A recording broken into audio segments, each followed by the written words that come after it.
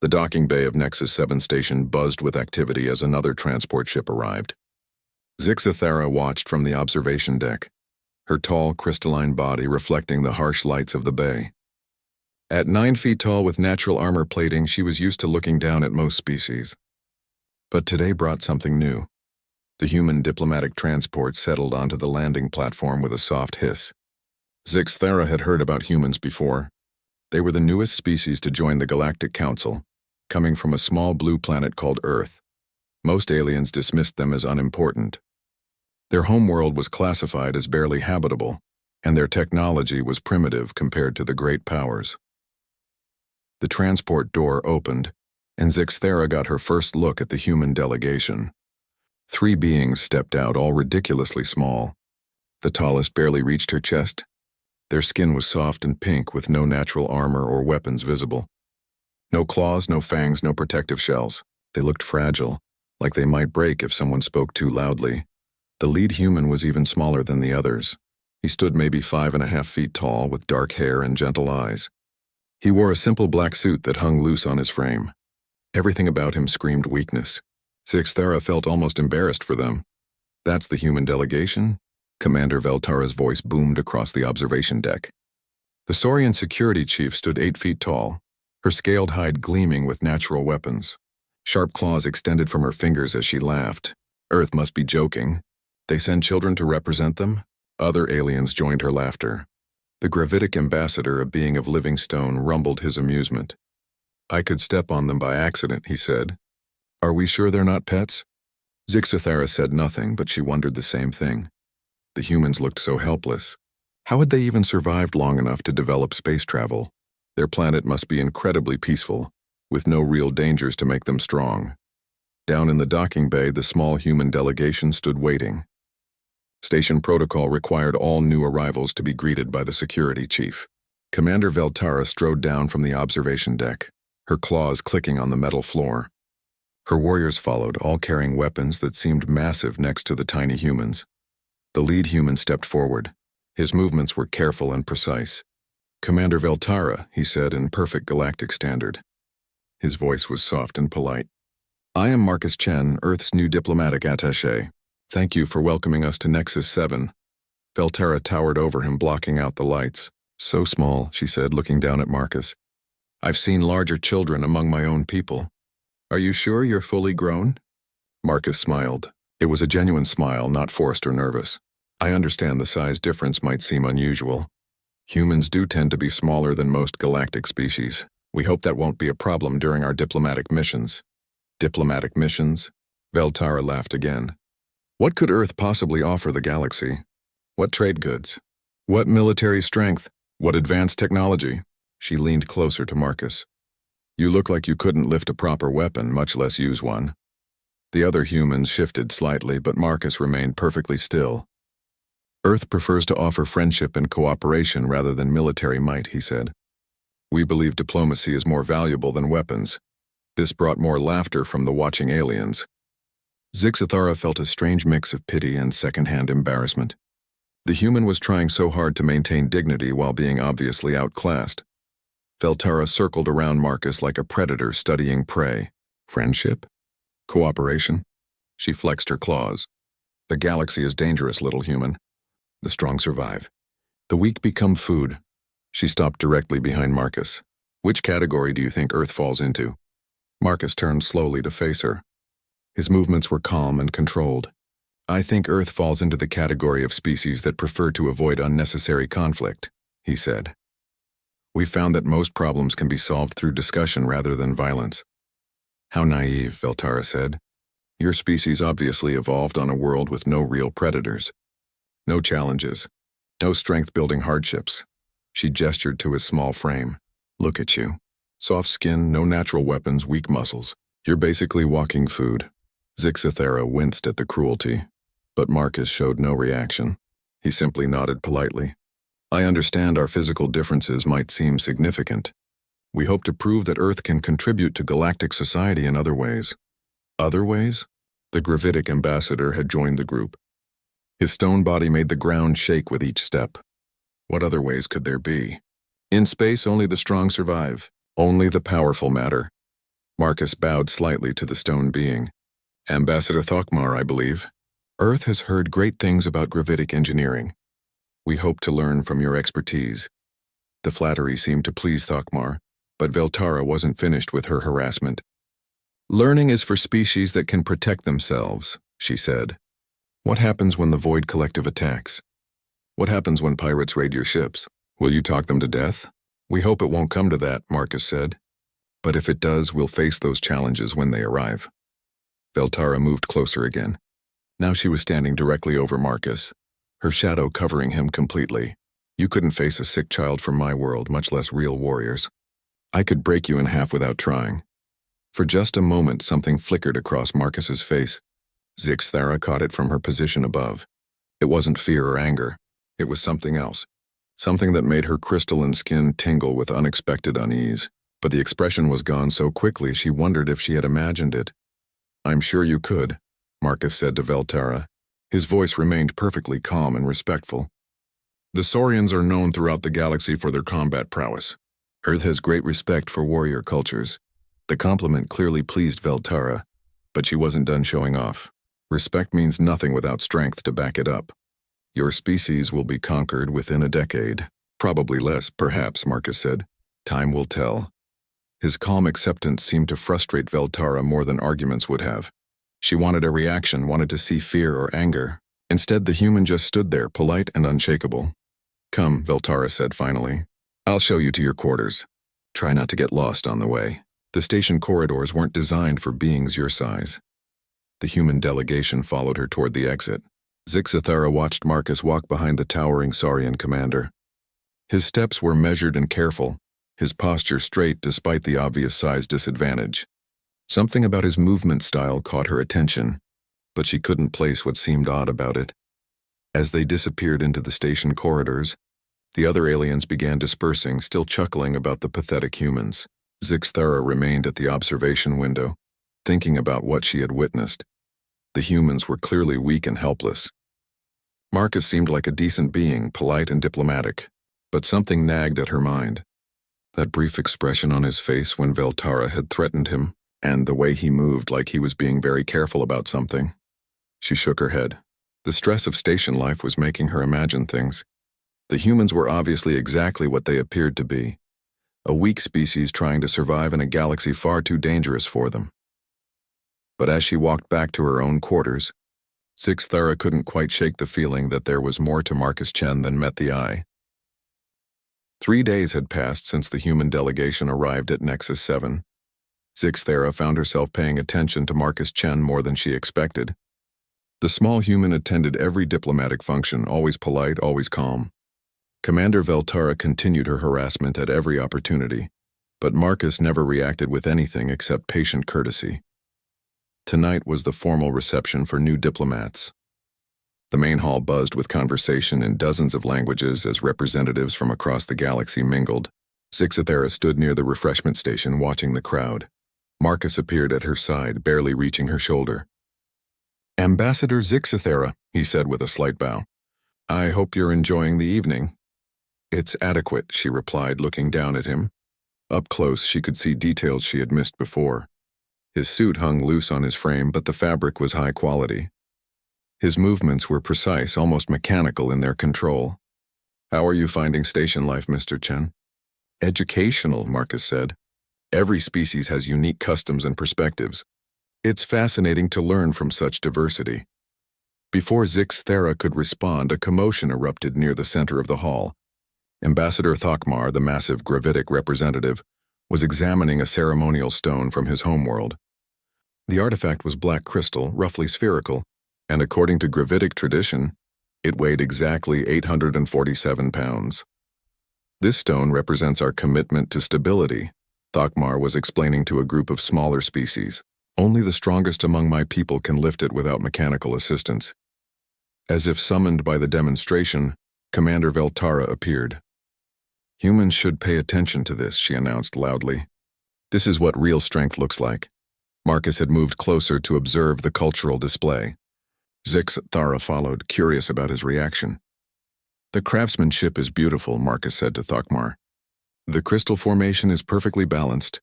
Balance means nothing without power, Veltara interjected. Could a human even move such a stone? Probably not easily, Marcus admitted. Gravitic physiology is far superior to human capabilities. Thokmar seemed pleased by the compliment, but Veltara wasn't satisfied. Show us, she demanded. Try to lift it. Let everyone see how weak your species really is.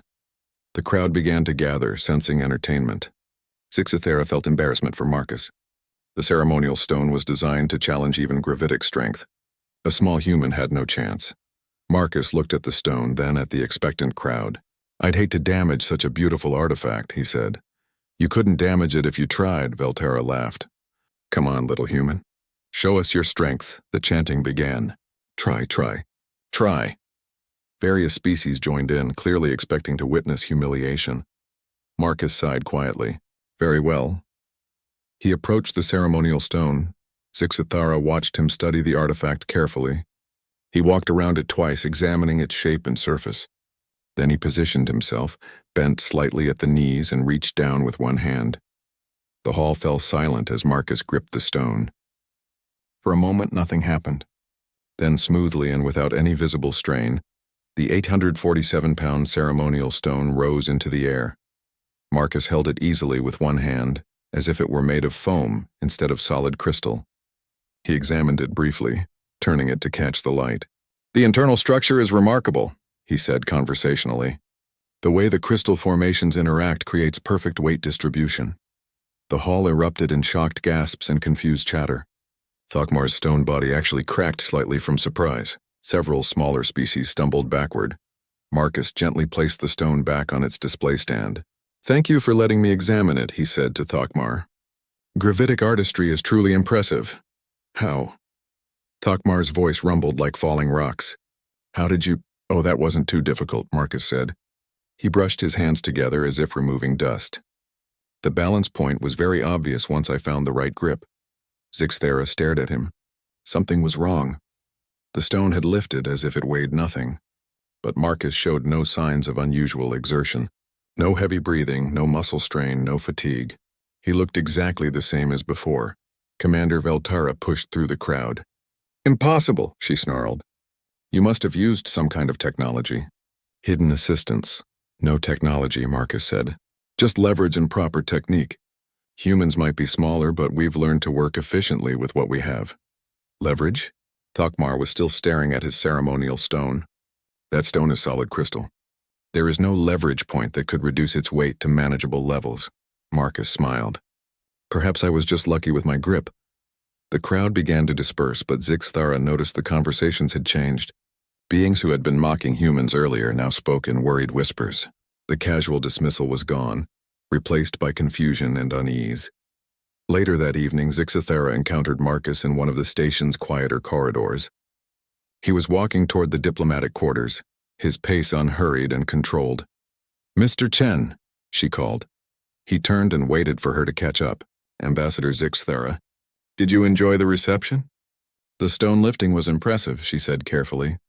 Lucky grip, Marcus repeated. But as he spoke, he casually leaned against the corridor wall. The wall was made of titanium composite, designed to withstand the pressures of space and the weight of massive alien species. Zixathara heard a soft cracking sound. Hairline fractures appeared in the metal where Marcus's hand rested.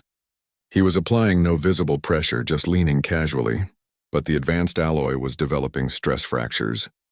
Marcus noticed her stare and quickly moved away from the wall.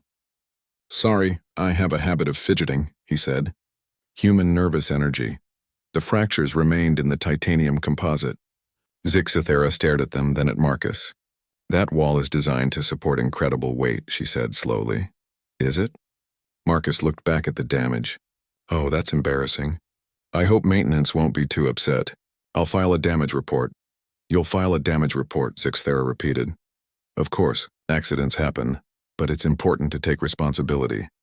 She studied his face for any sign of deception or concern. Marcus looked mildly embarrassed, like someone who had accidentally bumped into furniture, not like someone who had just damaged military-grade construction materials with casual contact. Mr. Chen, she said carefully. How much do you weigh? About average for a human, he said. Why do you ask? And how strong would you say humans are compared to other species? Marcus considered the question seriously. We're probably toward the lower end of galactic standards. Most species seem to have significant physical advantages over us. Most species, Zixthara repeated. Well, all species, really. We're quite fragile compared to beings like yourself or Commander Veltara. They stood in silence for a moment. Around them, the station hummed with its normal activities. Other species moved through the corridors, going about their business. Everything seemed normal except for the cracked wall and the growing certainty in Zixithara's mind that nothing about Marcus Chen was what it appeared to be. I should get back to my quarters, Marcus said. Early meetings tomorrow. Diplomatic work never stops. Of course, Zixthara said. Good evening, Mr. Chen. She watched him walk away. His movements were the same careful, controlled steps she had noticed before.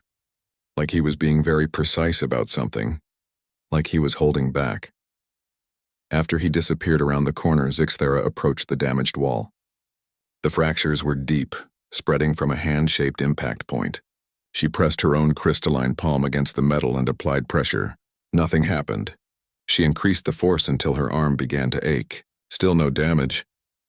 She stepped back, staring at the cracks that Marcus had created with casual contact. Lucky grip, she whispered to herself.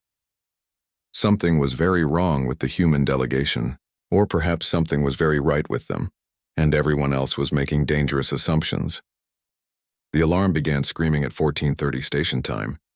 Zixithara was in her quarters reviewing trade agreements when the emergency lights started flashing red. The automated voice echoed through the corridors. Security breach in Section 7. All personnel evacuate immediately. This is not a drill. She grabbed her emergency kit and headed for the door.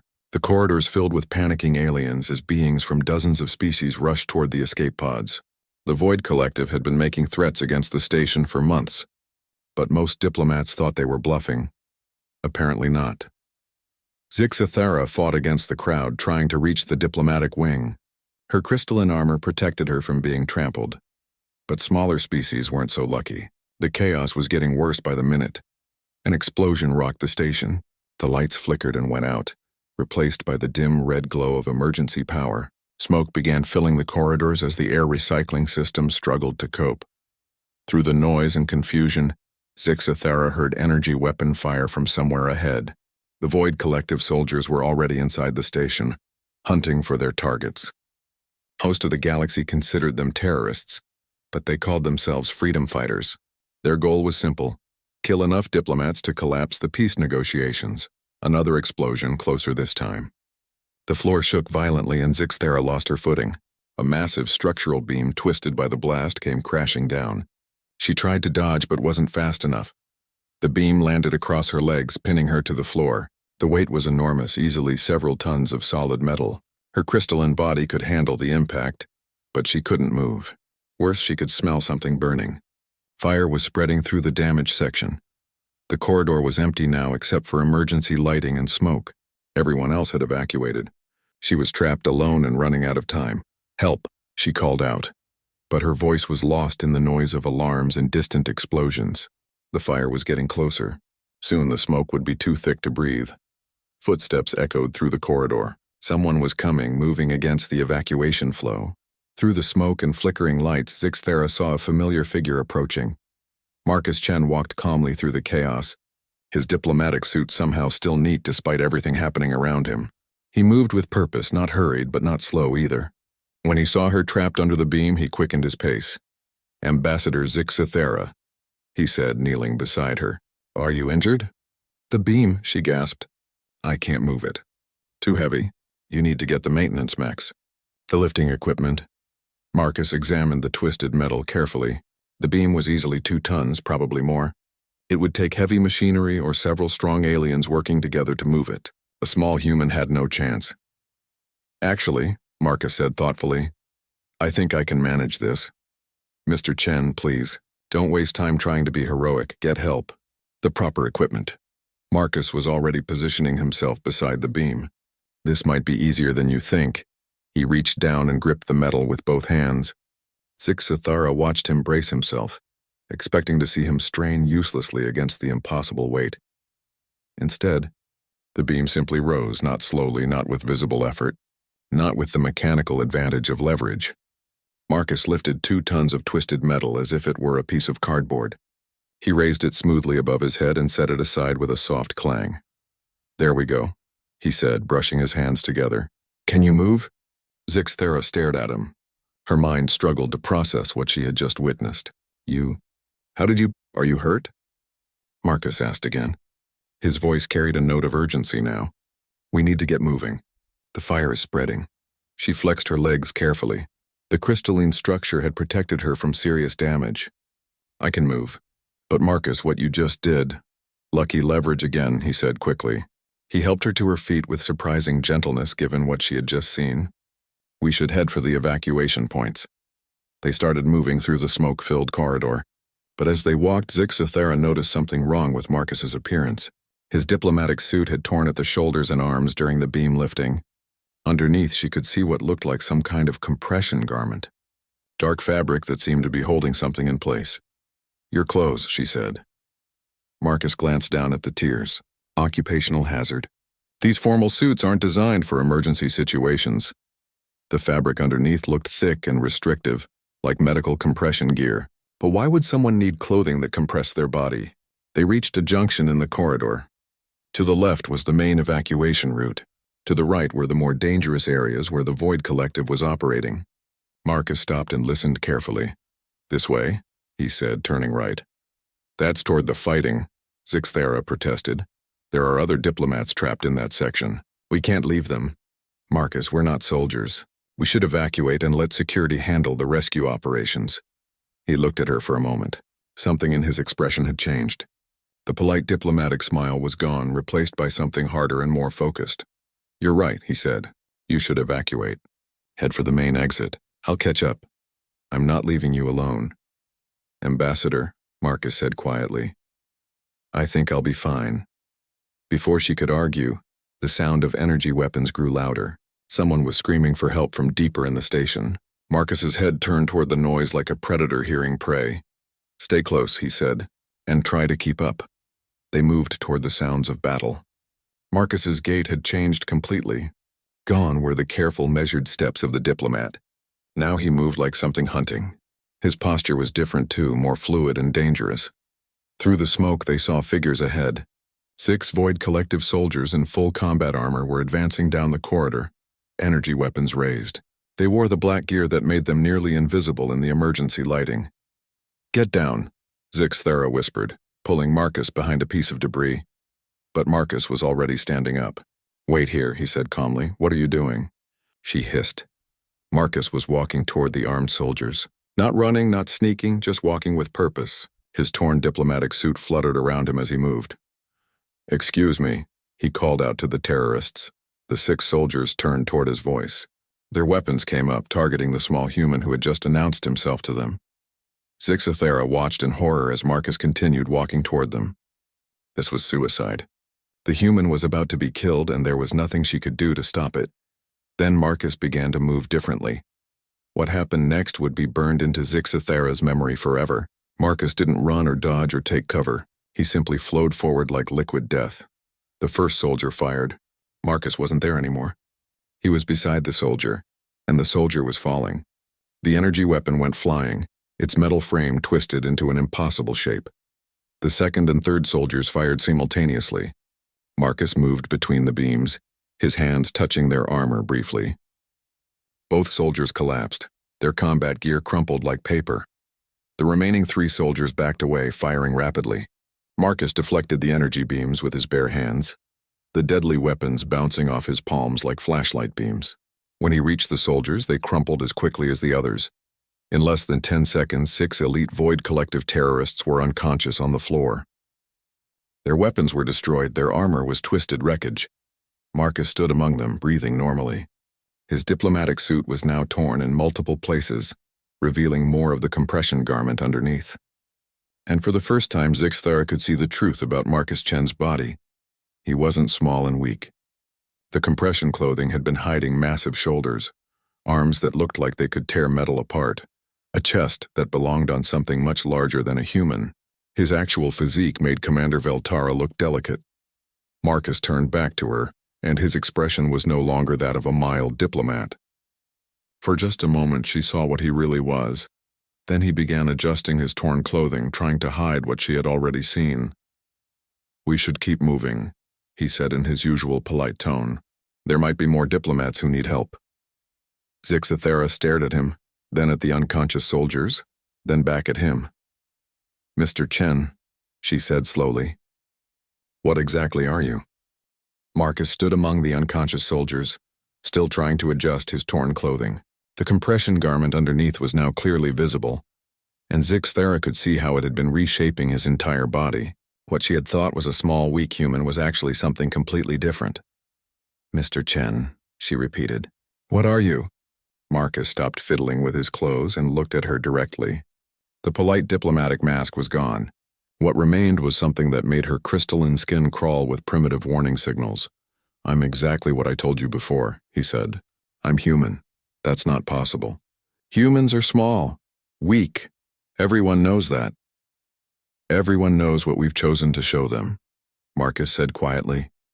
The emergency lights flickered around them, casting strange shadows through the smoke. The unconscious soldiers lay scattered like broken toys. Their advanced combat armor had been crushed as if it were made of thin foil. "The compression suit," Zixathera said. "You've been hiding your real body," Marcus nodded slowly. "Standard diplomatic protocol for human representatives. We've found that honest first impressions tend to make negotiations difficult." "How difficult?" "The last time we sent a delegation in normal clothing, 3 species immediately declared war on Earth. 2 others offered unconditional surrender. The remaining civilizations refused to attend any meetings." Zixathera stared at his partially revealed physique. Even with most of it still hidden, she could see that Marcus was built like a living weapon. His shoulders were broader than Commander Veltara's. His arms looked like they could bend steel bars. And this was him restraining himself, holding back. "How strong are humans?" she asked. "Strong enough," Marcus said. He finished adjusting his torn suit as best he could. "We should keep moving. There are still people who need help." They continued through the damaged station corridors. Marcus moved with fluid grace, no longer bothering to hide his natural gait. Every step was perfectly balanced, ready to explode into violence at a moment's notice. Zixathera found herself wondering how she had ever mistaken him for weak. They found 3 more groups of Void Collective soldiers. Marcus dealt with each encounter the same way, swift, precise, and utterly overwhelming. The terrorists never had a chance to fight back. They would see the small human approaching, assume he was a helpless diplomat, and then wake up hours later with no clear memory of what had happened. "You're holding back," Zixathera observed after the 3rd group. "You could have killed them all." "Yes," Marcus said simply. "Why didn't you?" "Because they're not really enemies. They're scared, desperate people who think violence is their only option. Killing them wouldn't solve anything." Zixathera thought about this as they rescued trapped diplomats from collapsed sections of the station. Marcus lifted debris that should have required heavy machinery. He tore through twisted metal barriers with his bare hands. He carried unconscious beings to safety while moving faster than most species could run. And through it all, he remained gentle. When he pulled survivors from wreckage, his touch was careful and precise. When he cleared obstacles, he made sure no one would be hurt by falling debris. The same hands that had destroyed military equipment treated injured beings like fragile glass. "This is why you hide," Zixathera said as they reached the main evacuation area. "Not because you're ashamed, but because you're dangerous." "Every species is dangerous in its own way," Marcus replied. "We just happen to be dangerous in ways that make other beings uncomfortable." The evacuation area was chaos. Hundreds of aliens from dozens of species crowded together, waiting for transport ships to carry them to safety. Medical teams worked on the injured while security forces tried to maintain order. Commander Veltara spotted them immediately. The Saurian security chief strode over, her expression furious. "Where have you been?" she demanded. "All personnel were ordered to evacuate immediately." "We were helping with rescue operations," Marcus said politely. Veltara looked him up and down, noticing his torn clothing. "You were what?" "Human, you can barely lift your own weight. What possible help could you have provided?" Other beings began to gather around, drawn by Veltara's loud voice. Zixathera saw dozens of species watching the confrontation. Many of them had been trapped in damaged sections and rescued by Marcus, but they didn't know who their savior had been. The human delegation was supposed to evacuate with the other non-combatants. Veltara continued. Instead, you wander around the station during a terrorist attack. You could have been killed. You could have gotten in the way of real rescue operations. We tried to stay out of the way, Marcus said. Tried to stay out of the way? Veltara laughed harshly. Look at you. Your clothes are torn, you're covered in smoke and debris. You obviously had no idea what you were doing. The crowd murmured agreement. To them, Marcus looked like a civilian who had panicked during the emergency. His compression suit was damaged, but most of it was still functional. He still appeared to be a small, weak human who had gotten lost in the chaos. Perhaps you're right, Marcus said. I'm sorry if we caused any problems. Veltara moved closer, looming over him. This is exactly what I've been saying. Humans are too weak for galactic civilization. Too soft, too helpless. You proved it today by wandering around like lost children while real beings handled the crisis. I understand your concerns, Marcus said. Concerns? Veltara's voice rose. This isn't about concerns. This is about reality. Your species is pathetic. You can't protect yourselves, you can't contribute to galactic security. You're basically useless. The crowd was getting larger. More beings pushed forward to watch the spectacle. Many of them were nodding along with Veltara's words. The galaxy doesn't need weak species, Veltara continued. We need beings who can fight, who can stand strong against threats like the Void Collective. What did humans contribute today? Nothing. You hid while others did the real work. Marcus remained perfectly calm, but Zixthara noticed something else. His torn clothing was shifting slightly. The compression garment underneath was loosening. Whatever had held it in place was coming undone. You're right, Marcus said to Veltara. Humans probably shouldn't get in the way during military operations. Probably? Veltara stepped even closer. Now she was standing directly over Marcus, using her full height to intimidate him. There's no probably about it.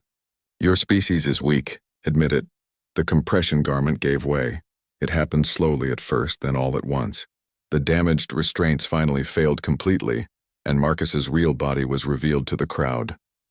The transformation was shocking. What had appeared to be a small, soft human suddenly became something that dwarfed even Veltara. Marcus's shoulders spread wide as the compression released. His chest expanded to proportions that belonged on siege machinery. His arms revealed muscles that looked like they could tear apart starships. The crowd fell silent. Veltara, who had been looming over Marcus, now found herself looking up at something that towered above her. The human was still growing as the last restraints released, his true physique finally visible. When the transformation finished, Marcus stood nearly 9 feet tall. His body was proportioned like a living weapon, built for violence on a scale that made every warrior species in the galaxy look fragile. He looked down at Veltara, who was now backing away with her claws extended defensively. You're right, Marcus said in the same polite tone. Humans probably shouldn't get involved in military operations. His voice was the same, but coming from his true body, it sounded completely different. The gentle diplomatic words now carried undertones that made every predator instinct in the crowd scream warnings. We wouldn't want to get in the way, Marcus continued, of real warriors like yourself. Veltara was still backing away. Around them, the crowd was scattering. Beings who had been mocking human weakness moments before were now fleeing toward the exits. Veltara began. Thank you for the lesson in galactic realities, Marcus said. He was already beginning to compress himself again, forcing his body back into a smaller shape through sheer muscular control. I'll make sure to pass your wisdom along to Earth. As his size decreased back toward normal proportions, his torn clothing hung loose around him. The diplomatic facade was returning, but slowly. Everyone in the evacuation area had now seen what humans really were. I should find a new suit, Marcus said conversationally. This one seems to have been damaged during the evacuation. He walked away from the stunned crowd, leaving Zixthara standing beside the speechless commander Veltara. The silence stretched for long moments. Finally, someone in the crowd whispered, "What the hell was that?" Zixthara looked around at the frightened faces surrounding her. These were beings from the most powerful civilizations in the galaxy. Warriors, diplomats, scientists, and leaders. All of them now knew that they had been completely wrong about humanity. That, she said quietly, was a human being honest about his nature. The aftermath of the Void Collective attack changed everything on Nexus 7. The terrorists had been captured, the station was being repaired, and normal diplomatic functions were slowly resuming. But nothing felt normal anymore. Zixathera found Marcus in the observation lounge 3 days later. He was back in a properly fitted diplomatic suit, his body compressed to its usual small size. The transformation seemed impossible now, like something she had imagined during the crisis, but she knew better. "Ambassador Zixathera," Marcus said, rising from his seat. "Please join me." She sat across from him, studying his face. The polite diplomatic mask was back in place, but now she could see through it. She could see the careful control behind every expression, the constant restraint in every movement. "How do you do it?" she asked. "Do what?" "Make yourself smaller. The compression suit explains the shape, but not the actual size reduction. You physically shrank yourself after the revelation." Marcus considered his answer carefully. "Humans have precise control over our muscular and skeletal systems. We can compress our bodies to approximately 60% of our natural size. It's uncomfortable but manageable for diplomatic purposes." 60%, Zixathera repeated. "So your normal size is about what you saw during the evacuation, yes." She tried to imagine an entire species of beings that large, that strong, that dangerous. "How many humans are there?" "Current population is approaching 12 billion. 12 billion beings who could tear apart starships with their hands. 12 billion warriors who chose to pretend they were weak and harmless." The implications made her crystalline structure ache. "And they're all like you?" "I'm actually somewhat smaller than average," Marcus said. "Earth selected smaller representatives for diplomatic missions. We thought it would be less intimidating." "Less intimidating than what?" Marcus smiled, and for a moment she saw something predatory in his expression. "Less intimidating than our military representatives." The lounge doors opened and Commander Veltara entered. The Saurian security chief moved carefully, her usual swagger replaced by nervous caution. When she saw Marcus, she stopped short. "Mr. Chen," she said formally. "Commander Veltara," Marcus replied, standing. Even compressed, he now seemed larger than he had before. Or perhaps Veltara seemed smaller. "I hope your arm is healing well." Veltara's left arm was in a medical cast. According to the official reports, she had injured it during the terrorist attack while helping with rescue operations. But Zixathera had heard rumors about what really happened. "It's fine," Veltara said stiffly. "The medical team says it will heal completely." "I'm glad to hear that. Workplace injuries can be very serious." "Workplace injuries." Zixathera almost smiled at the diplomatic language. What had really happened was that Veltara had confronted Marcus privately after the evacuation. She had demanded to know what kind of monster Earth had sent to the station. Marcus had offered to shake hands and discuss their concerns like civilized beings. The handshake had crushed 3 of Veltara's finger bones and cracked her wrist. Marcus had been perfectly polite throughout, expressing concern for her pain and suggesting she see medical immediately. The injury was officially classified as an accident. "I wanted to apologize," Veltara said, "for my behavior toward your delegation. I made assumptions that were incorrect." "No need to apologize," Marcus said. "Cultural misunderstandings are common during first contact situations. We don't take offense." The conversation was painfully polite, but Zixathera could see the fear in Veltara's eyes. The Saurian warrior who had spent days mocking human weakness now spoke to Marcus like he was a dangerous predator who might attack at any moment. Which, Zixathera realized, was exactly what he was. After Veltara left, Zixathera leaned forward. "She's terrified of you now." "I know," Marcus said sadly. "That's exactly what we were trying to avoid." "Is that why you hide your true nature?" "To prevent fear." "Fear, panic, preemptive strikes, complete societal collapse." Marcus stared out the observation window at the stars beyond. "The galaxy is full of warrior species who respect strength. But there's a difference between being strong and being apex predators from a death world." "Death world?" "Earth. Gravity is nearly twice galactic standard. The atmosphere is corrosive to most species. 80% of the surface is covered by water containing creatures that can swallow starships whole. The land masses are dominated by predators that make the Void Collective look like peaceful farmers." Zixathera tried to imagine growing up in such an environment. "How did you survive long enough to develop civilization?"